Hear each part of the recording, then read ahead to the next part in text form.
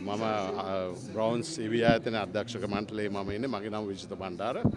මම ඇත්තටම සන්තෝෂ දවසක් අපිට. මොකද අපේ 1500 වෙනි කස්ටමර් මෙතන අද වාහනේ බාරගත්තා. අපි බ්‍රවුන් C7 වාහනේ තෝරගත්තේ ඇත්තටම පරිසර හිතකාමී වාහනයක් විදියටත් බ්‍රවුන් සමාගමේ විශ්වාසය මතත් ඒ වගේම හොඳ අපේ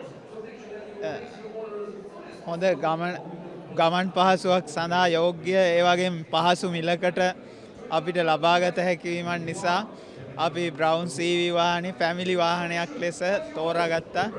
ඒ වගේම බ්‍රවුන් සමාගමේ විශ්වාසය මත තමයි මේ වාහනේ තෝරාගත්තේ.